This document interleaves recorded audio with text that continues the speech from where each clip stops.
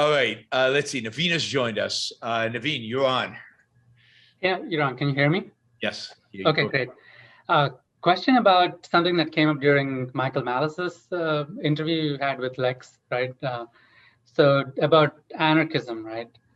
So there was a moment where it came up when Michael was asking you if anarchism is it's not practical or it's immoral, and it came up and it went into the topic of objective law, and I don't think I don't think you took it very further. You kind of answered the question of you cannot do it because there'll be competing security agencies and they'll basically fight and things like that. But do you have a moral argument for it, that it would be actually immoral to do a thing like that or to establish a system like that? Have you thought of it in that way at all? I mean, there's a sense in which it's the same answer, because it's immoral because it leads to violence. It's immoral. If you think about, so let's start over. So if you think about individual rights are moral principles. They're a recognition of the nature of force and a recognition of the nature of human life and what it necessitates. And so morality requires there to be, in a social context, an agency that helps define and protects individual rights. That is because there is no individual rights under anarchy. There is no meaning to individual rights under anarchy because there's no enforcement mechanism. There's just, yeah, you have rights, bam, I shoot you, who cares, right? I mean, in the jungle where force is acceptable, where force is legitimized, individual rights are irrelevant.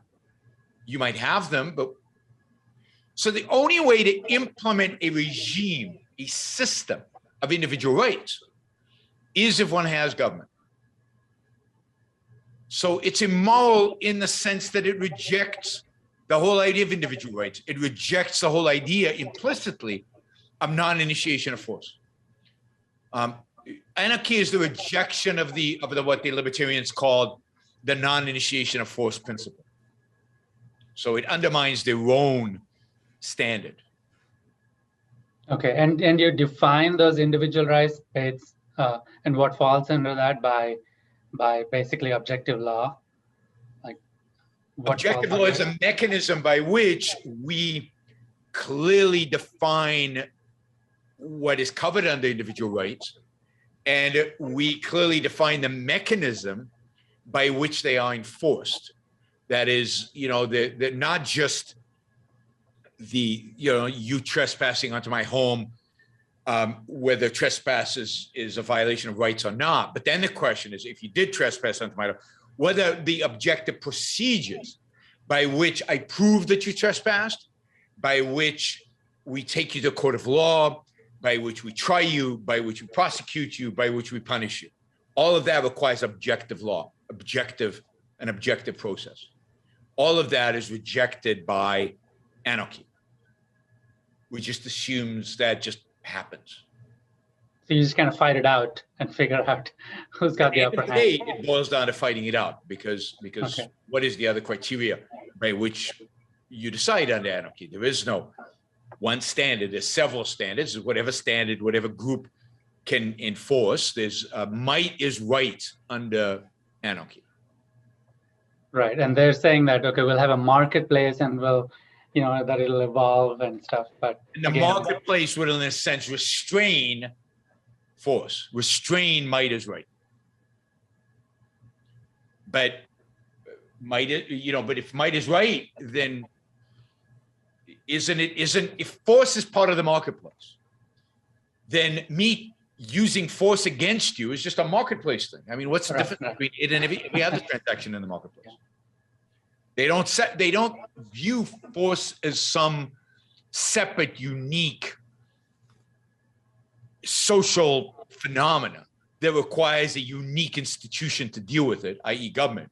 They view force as just, oh no, just another market phenomenon. So just like I can buy lunch, I can shoot you. And yeah, there are mechanisms by which we deal with shooters, just like the mechanisms by which you can return something to Amazon after you bought it, right? But it's just the same kind of process. There's nothing particularly evil about shooting versus returning a good to Amazon or whatever, right? It's all the market.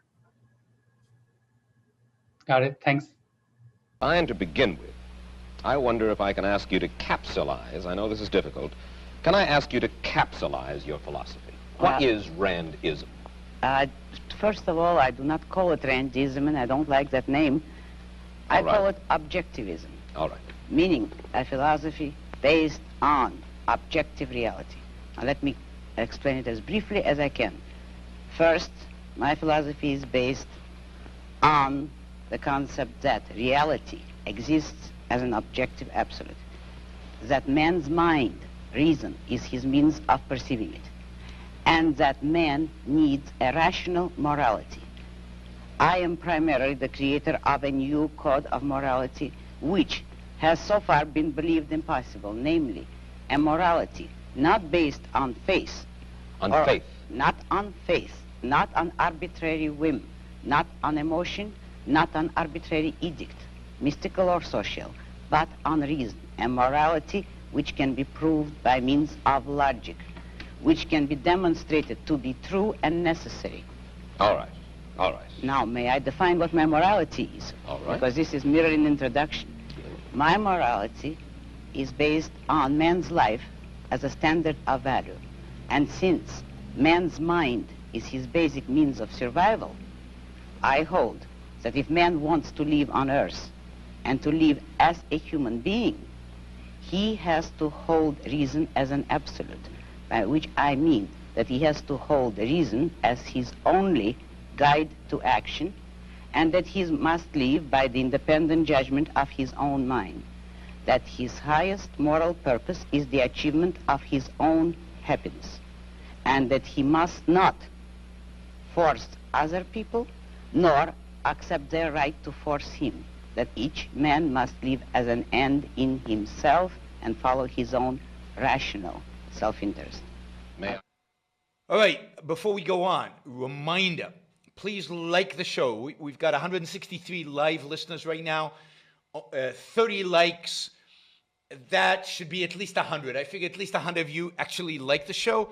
Maybe there are like 60 of the Matthews out there who hate it. But at least the people who are liking it, you know, I want to see a thumbs up. There you go. Start liking it. I want to see that go to 100. All it takes is a click of a thing, whether you're looking at this. And you know, the likes matter. It's not an issue of my ego. It's an issue of the algorithm. The more you like something, the more the algorithm likes it. So, you know, and if you don't like the show, give it a thumbs down. Let's see your actual views being reflected in the likes. But if you like it, don't just sit there. Help get the show promoted. Of course, you should also share.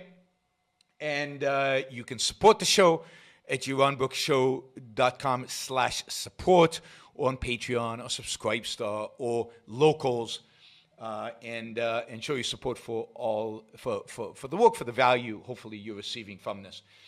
And of course, don't forget, if you're not a subscriber, even if you just come here to troll, or even if you're here like Matthew to defend Marx, then you should subscribe, because that way you'll know when to show up. You'll know what shows are on, when they're on. You'll get notified, right? So, yes, like, share, subscribe, support.